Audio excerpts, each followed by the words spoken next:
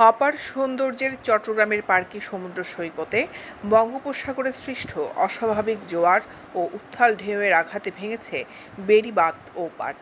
এ নিয়ে দুশ্চিন্তায় সৈকত সংলগ্ন জনপদের বাসিন্দা ও এই পর্যটন কেন্দ্রকে ঘিরে জীবিকা নির্বাহ করা মানুষের।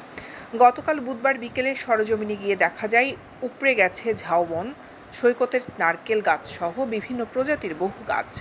এতে করে সৈকতের বিভিন্ন অংশে উপড়ে থাকা গাছ ও ছড়িয়ে ছিটিয়ে রয়েছে আবর্জনা। এই প্রকৃতিকে মেনে নিয়ে সৈকতে আসছেন এই পর্যটন কেন্দ্রকে ঘিরে জীবিকা নির্বাহ করা মানুষেরা।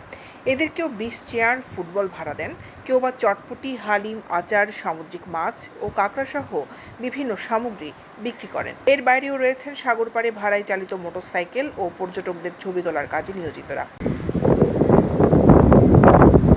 জানা যায়, গত ২ সপ্তাহ ধরে অতি বৃষ্টি ও বঙ্গোপসাগরে সৃষ্ট অস্বাভাবিক জোয়ার ও উত্তাল ঢেউয়ের আঘাতে ভেঙেছে সৈকতের বেড়িবাঁধ ও পাড়। এতে বাঁধের পাড় ঘেঁষে গড়ে ওঠা শতাধিক দোকানপাটও ভেঙে যায়। সাগরের প্রবল ঢেউয়ের ২ শতাধিক ঝাউ গাছ উপড়ে পড়েছে। এছাড়া আওয়ামী লীগ সরকার পতনের পরদিন পার্কি সমুদ্র সৈকতের ঐতিহ্যবাহী লুসাই পার্ক রেস্টুরেন্টটি আগুনে পুড়িয়ে দেয় দুর্বৃত্তরা। সব মিলিয়ে দেশের রাজনৈতিক অস্থিরতার কারণে পর্যটন শূন্য হয়ে পড়েছে পার্কি সৈকতটি। এতে দুশ্চিন্তায় ভুগছেন পর্যটন কেন্দ্রকে ঘিরে জীবিকা নির্বাহ করা ৫ শতাধিক মানুষ।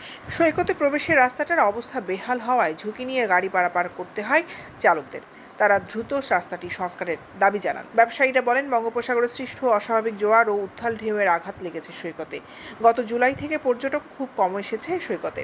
সৈকত কেন্দ্রিক ব্যবসায়ীরা পড়েছেন বিপাকে, গুনতে হচ্ছে লোকসান। এর মধ্যে সৈকতের প্রবেশমুখের সড়কটি বেহাল দশা। সব মিলিয়ে কঠিন পরিস্থিতি সামলাচ্ছেন ব্যবসায়ীরা। দ্রুত সৈকতটি রক্ষায় প্রয়োজনীয় পদক্ষেপ নেওয়ার দাবি জানাচ্ছি।